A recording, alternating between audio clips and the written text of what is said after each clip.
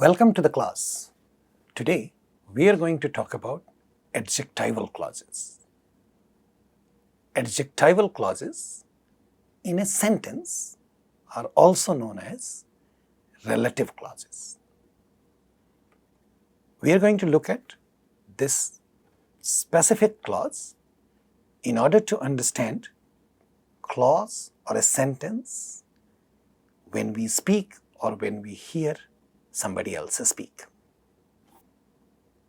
When we look at a sentence in a normal speech or in a normal writing, we use fairly large sentences, though it is advisable to use simple sentences, but normally people tend to either write or speak larger sentences. There is scientific reason behind that. The reason is, A, human mind does not have any difficulty processing a large sentence, because a sentence is a sentence at the end of the day for human mind. A large or a small doesn't make much of a difference. It has parameters to test for grammaticality, and only on those parameters human mind allows producing grammatical sentences. So for the purpose of human mind, a sentence is never a large sentence or a small sentence. Nonetheless, we can measure a sentence in terms of its length and in terms of its effect. So when we speak or communicate with others, the purpose is to create a discourse or to understand the discourse. So for that purpose, what happens is, we can only create that through larger sentences, and that is the scientific reason underlying production of larger sentences. We know about a sentence that a sentence has a subject and a predicate, and the predicate has all other kinds of information, in the sense that other than subject, everything else is part of the predicate, and then everything within the predicate has to do something with the verb, and then subject and predicate are in a relationship with the feature called agreement. In English, this agreement works only with two things. One is number, the other is person. Sometimes it is visible, sometimes it is not visible. Number and person, these two features play important role in agreement. Thus we get a sentence. Now, when we talk about a clause or a larger sentence simply means two types of sentences. Let's put them in two types. One, a compound sentence, and two, a complex sentence. A compound sentence is one which is where two sentences, two independent sentences are connected with either a comma or some connectors like and, or, etc. These are the features of a compound sentence. A complex sentence is one which has got several subordinate clauses in association with or within a main clause, which is also known as independent clause. So when an independent clause or a main clause contains several clauses or at least one additional clause, the sentence becomes a complex one. The additional clause can be of various types. Can be nominal in nature, which work like a noun in place of a noun. It could be adjectival in nature, which works as an adjective, and certain clauses could be adverbial in nature, which is only to give additional information.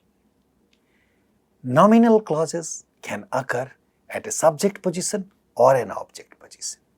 Adjectival clauses can occur to modify a noun, and adverbial clauses occur to give additional information. It could be about a noun or about the entire predicate or something else. As long as it is an adjunct, it is adverbial in nature. Today, we are looking at, in particular, adjectival clauses in nature, and we are going to look at its analysis with some examples from text. So, as we know, adjectival clause, what is the function of an adjectival clause? A clause which can stand for a simple adjective. This is called an adjectival clause. And it has the purpose to modify something, in particular a noun, and that noun could be in any position, in a subject position, in an object position, or in some other position. That's the purpose of an adjectival clause. When we look at subordinate clauses in a sentence, some subordinate clauses can work like nouns, as we just mentioned, and therefore, because they are in nominal function, they can occur in a subject position or in an object position to verbs. Sometimes they can also occur in that is, a nominal clause can also occur in apposition, meaning giving some additional information to other nouns. Subordinate clauses can work like adjectives. The point here is, when we have a clause that works like an adjective, it is called an adjectival clause. Number one. Number two, this clause can be replaced by an adjective. 2. And 3, which is structurally relevant, that every time an adjectival clause occurs, it occurs to the right of a noun, towards the right side of the noun, whereas in English, when an adjective occurs and it modifies a noun, it occurs towards the left, that is on the left side of the noun. I am going to show these things to you. Look at this sentence. This is an excerpt from the same text, Swami and friends.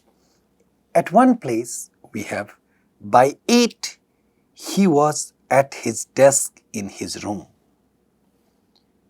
which was only a corner in his father's dressing room. So, it's put in the quotes because it's not an additional room. Rather, it was a corner of a bigger room. So, in this sentence, we have the main clause is, he was at his desk in his room. This phrase is an adjunct. By 8, he was at his desk in his room. This is the main clause. We only want to understand subordinate clauses from its function, and we are only saying that just by presence of a subordinate clause, a sentence becomes a complex sentence. So, please keep these two things in mind. The rest of this, which was only a corner in his father's dressing room, is a subordinate clause, but adjectival in its function.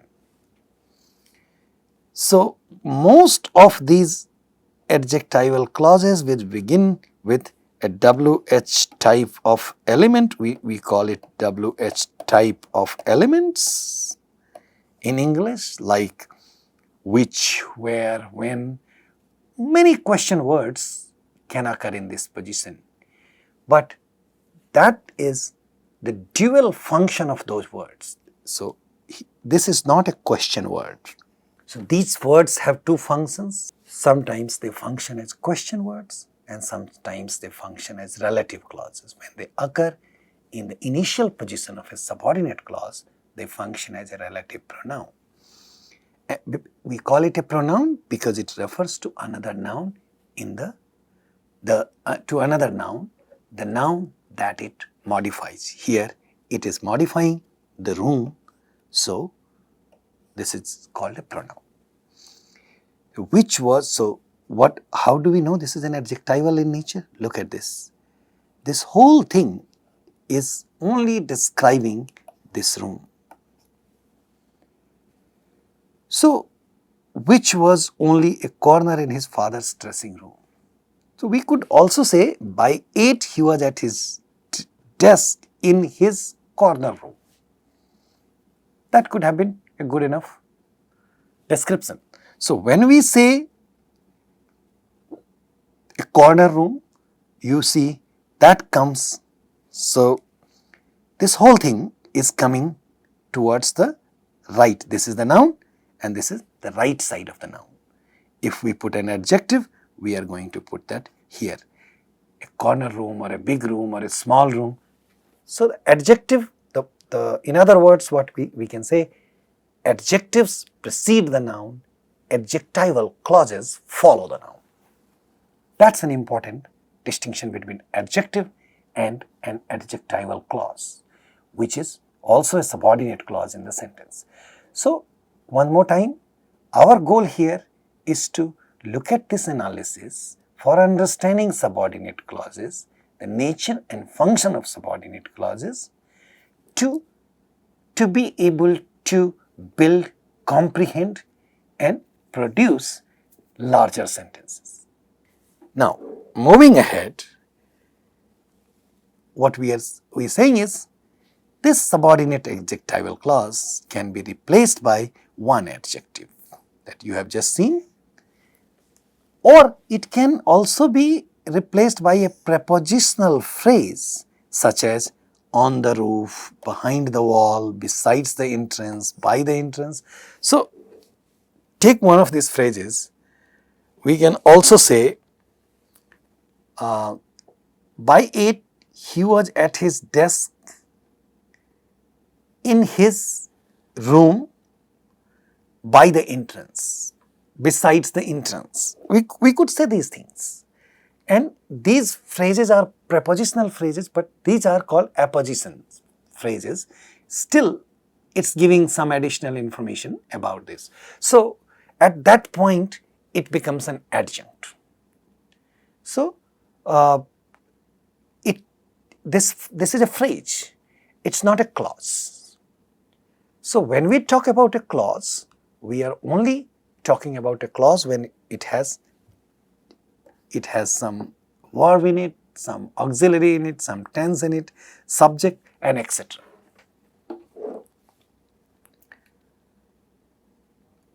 All these phrases work like an adjective. Remember here, this is an important point. They work like an adjective because they are qualifying the noun phrase. They are not adjective, they are adjuncts. What are adjuncts? If you use any one of these prepositional phrases, then they are in principle going to be adjuncts, but they are going to be qualifying the noun phrase like an adjective. That's an important distinction to understand. Now, here we need you to find adjectival clause in the following paragraph. While the teacher was scrutinizing the sums, Swaminathan was gazing on his face, which seemed so tame at close quarters. Swaminathan, so what is an independent clause here? Swaminathan was gazing on his face. Subordinate clause is while the teacher was scrutinizing the sum. So, there are two subordinate clauses in this sentence. One is while the teacher was scrutinizing the sum, and the second is which seemed so tame at close quarters. This is what is given to you here, 1 and 2. while the teacher was scrutinizing the sum. 2. Which seemed so tame at close quarters. Now, here is the crux of the matter that you can see, where one independent clause, one main clause can have more than one subordinate clauses with two different functions and two different natures. Here you see, while the teacher was scrutinizing the sum, this is simply giving an additional information. Therefore, this first one is adverbial, and the second one, which seemed so tame at close quarters, is adjectival. And thus we understand these clauses according to their functions within one sentence. Look at the next one. It was taken by D. Pillai, who had earned a name in the school for kindness and good humor. Main clauses, it's a simple one.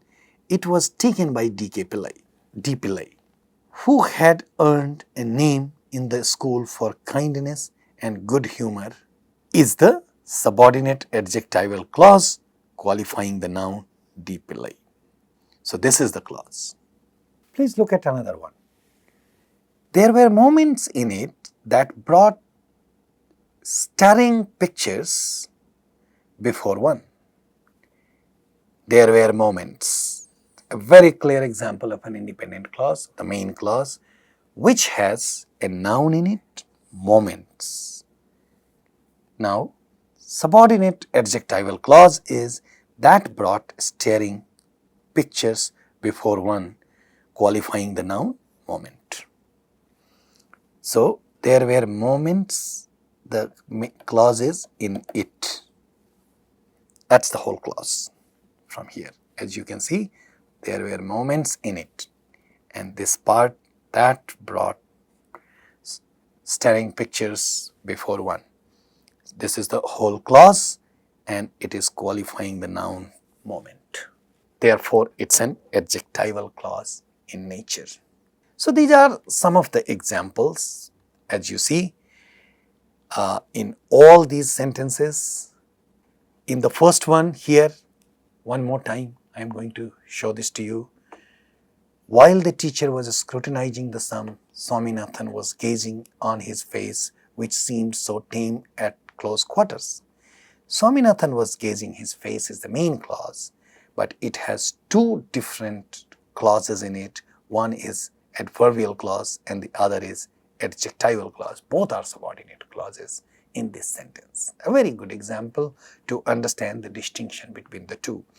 While the teacher was scrutinizing the sums, this is an adverbial clause, as you see here, and which seemed so tame at close quarters is an adjectival clause. In this one, it was taken by D. Pillai, who had earned a name in the school for kindness and good humor. So this whole clause, who, with a relative clause, relative pronoun in it,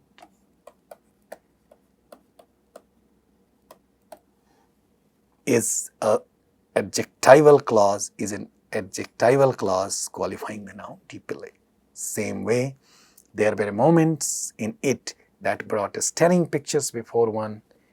There were moments in it is a main clause, independent clause, and that brought staring pictures before one, qualifying the noun before one is the subordinate clause qualifying the noun moment.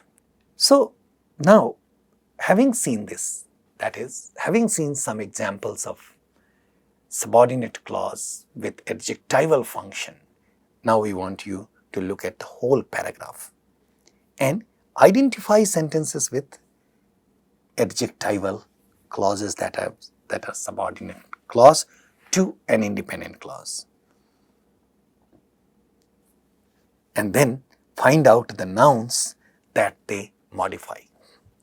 There are some of them in this text, and you are going to see.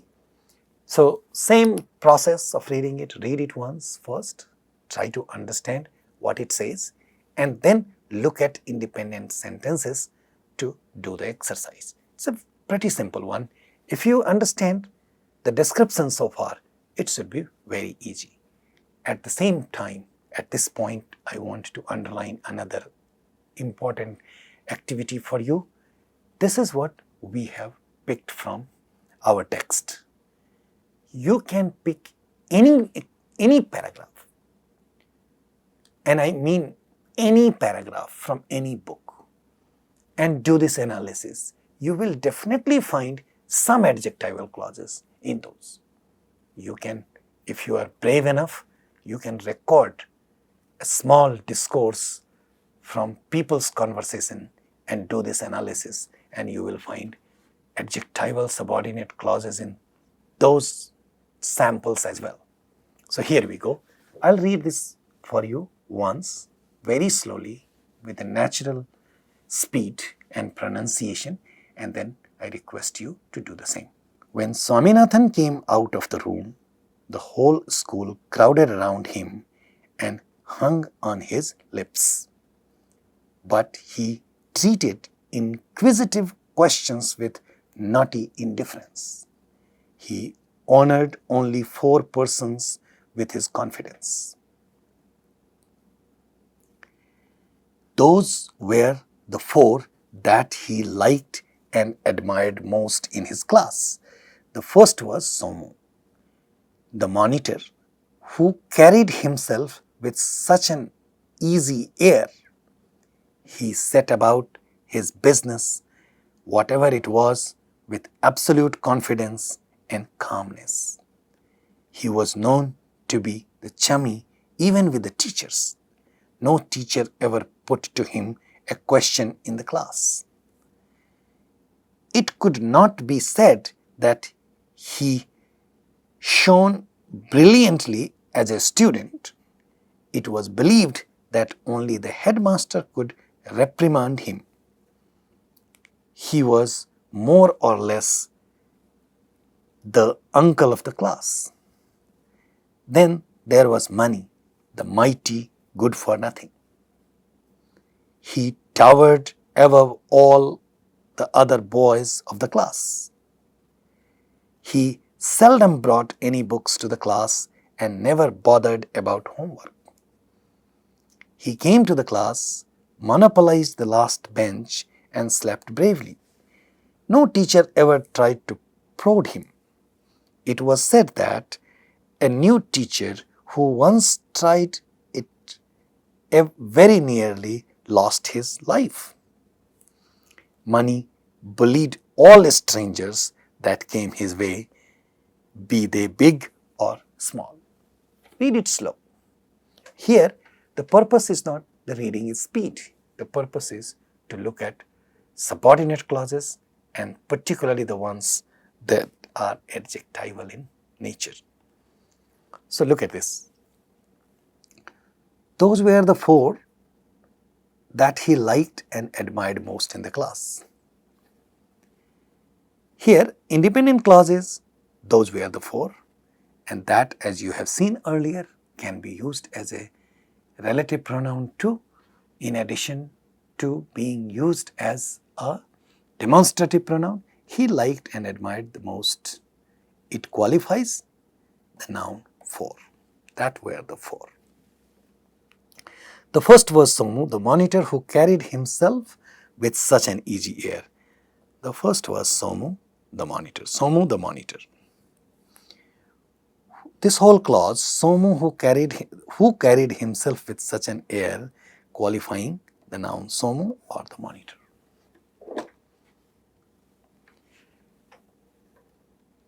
He set about his business, whatever it was, with absolute confidence and calmness. He set out his business. Main clause, and whatever it was, with absolute confidence and calmness, qualifying the noun business. Whatever it was is the adjectival clause. With absolute confidence and calmness is a prepositional phrase. Apposition, again qualifying the same noun. Now look at it. It was said that a new teacher who once tried it very nearly lost his life. It was said, a passive sentence as a main clause. Subordinate clause, that a new teacher very nearly lost his life. It was said, so this is a subordinate clause, but this is a nominal in function, that a new teacher very nearly lost his life. And subordinate adjectival clause, so here, look at this whole thing is the subordinate clause, is a nominal clause, and a new teacher who, the new teacher who tried it very nearly lost his life is the who once tried it, and so this clause is qualifying the noun teacher, so this is adjectival clause in nature. Mani bullied all strangers that came his way, be they big or small. Mani bullied all strangers is an independent clause. That came his way, again that as a relative pronoun is qualifying the noun strangers here. So it's a neat pattern to understand adjectives and adjectival clauses in a larger paragraph or the context for which that we need to create in our writing or in our spoken language. This systematically shows you what an adjectival clause could mean, what we mean by an adjectival subordinate clause, and also gives you a couple of examples of an adverbial clause and a nominal clause to remind you that within the same complex sentence we can have multiple clauses with multiple subordinate clauses with multiple functions. And this is important again for understanding, which yields on the basis of understanding the processing of these things in mind. This yields to better confidence in speaking and writing. And better confidence is the key for developing the confidence that is required for communication, which we also know as communicative confidence. Hope this helps, and looking forward to your comments on these discussions, descriptions, which will help you understand. And until we meet next time, take care. Bye-bye.